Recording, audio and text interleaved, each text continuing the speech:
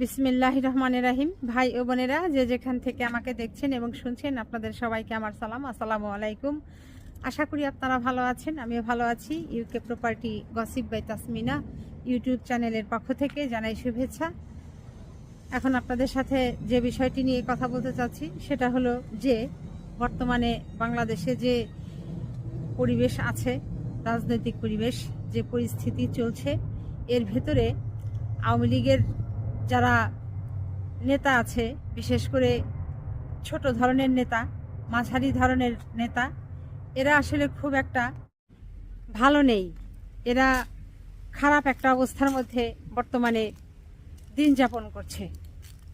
আর তাদের এই খারাপ অবস্থার মধ্যে পড়ার জন্য, তাদের এই খারাপ অবস্থায় ফেলার জন্য দায়ী হচ্ছে আওয়ামী লীগের দলীয় যিনি প্রধান আছেন, তাদের আওয়ামী লীগের সেই দলীয় সর্বপ্রধান নেত্রী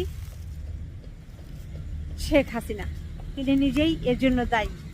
শেখ হাসিনা আওয়ামী লীগের নেতা, তিনি তো পালিয়ে ভারতের দিল্লিতে চলে গেছেন, এটি তো আপনারা ভাই বোনেরা সবাই জানেন। এবং তাকে দেখে তার আরও অন্যান্য রাঘব বোয়াল মন্ত্রী যারা আছে, যারা দেশের অর্থ সম্পদ লুটপাট করেছে, মানুষের হক নষ্ট করেছে, দেশের টাকা পয়সা সব বিভাগ থেকে লুটেপুটে খেয়ে এখন তারা সবাই পলাতক। এর মাঝে সাবেক স্বরাষ্ট্রমন্ত্রী আসাদুজ্জামান খান কামাল, যাকে সবাই ঠান্ডা মাথার খুনি হিসাবে চেনেন এবং বলে থাকেন, তিনিও কলিকাতায় আছেন।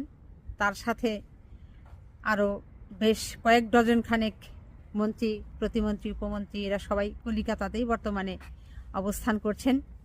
এবং সবশেষে যাকে খুঁজে পাওয়া যাচ্ছিল না, ওবায়দুল কাদের, আওয়ামী লীগের সাধারণ সম্পাদক, তাকেও শেষ পর্যন্ত কলিকাতাতেই দেখা গেছে, তারও সন্ধান মিলেছে ওই কলিকাতাতেই। আর এরপর আপনারা আরও জানেন যে আওয়ামী লীগের সাবেক যেগুলো মন্ত্রী ছিল, প্রতিমন্ত্রী, উপমন্ত্রী, সংসদ সদস্য, এর বড় একটা অংশ এসেছে এই যুক্তরাজ্যে। তারা কেউ যুক্তরাজ্যের ইংল্যান্ডে আছে, কেউ স্কটল্যান্ডে আছে, ওয়েলসে আছে, নর্দার্ন আয়ারল্যান্ডে আছে। বিভিন্ন সময়ে এই পত্রপত্রিকাতে এদের ছবি দেখা যায়। বিশেষ করে ঈদ আসলে এক একজনে এক এক জায়গায় জামাতে নামাজ পড়তে যাচ্ছেন। তো সেখান থেকে বোঝা যায় যে বড় একটা অংশ আসলে এই যুক্তরাজ্যের মাটিতেই আওয়ামী লীগের অর্থ পাচার করা মন্ত্রীরা এখানে আছে। সেই সাথে আরও ইউরোপের যে উন্নত দেশগুলো আছে সেখানেও আছে। এরপর হচ্ছে যে মালয়েশিয়া আছে, Singapore, Dubai, Canada, America, Australia, বিভিন্ন জায়গায় সবাই বাড়ি কিনে, একেবারে হোটেল মোটেল কিনে সেই রকম অবস্থায় এক একজনের জাঁকজমকপূর্ণ জীবনযাপন করছে।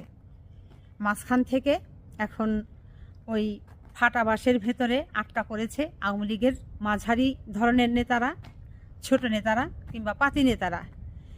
মাঝখান থেকে যারা এই অর্থ খেলো, পকেট ভরলো, নিজেদের আগামী 14 গোষ্ঠী বসে খেতে পারবে এরকম টাকা মারলো, তারা সব ধরাছোঁয়ার বাহিরে। কিন্তু যাদের দ্বারা এই নেতাগুলো নেতা হলো, যাদের ভাঙ্গিয়ে খেয়ে তারা আজ এত বড় বিত্তশালী হলো, তাদেরকে আজ বাংলাদেশে বিপদে ফেলে তারা সব পলাতক। এই জিনিসটা, এই উপলব্ধিটা যদি ভাই বোনেরা আওয়ামী লীগ যারা করেন, আপনারা যদি বুঝতে পারেন, তাহলে আপনারা আপনাদের সন্তানদেরকে, এখনও সময় আছে, এই শেখ হাসিনার মানে পিছনে হাঁটা থেকে তাদেরকে ফেরান। তাদের মুখ থেকে এই নৌকা নৌকা, জয় বাংলা, এগুলো আপনারা বন্ধ করে দেন। না হলে যতটুকু কপালে দুর্ভোগ হয়েছে, আগামীতে কিন্তু দুর্ভোগ আরও বেশি বেড়ে যাবে। যদি মানে ভালো চান, যদি সুস্থ স্বাভাবিক জীবনে ফিরে আসতে চান তাহলে ভালোর পথে আসুন, আলোর পথে আসুন। আওয়ামী লীগ হচ্ছে একটা অন্ধকার থেকে আপনারা ফিরে যান। অন্ধকারের দিকে আর আপনারা হাঁটবেন না, কারণ অন্ধকারে তো কিছু দেখা যায় না।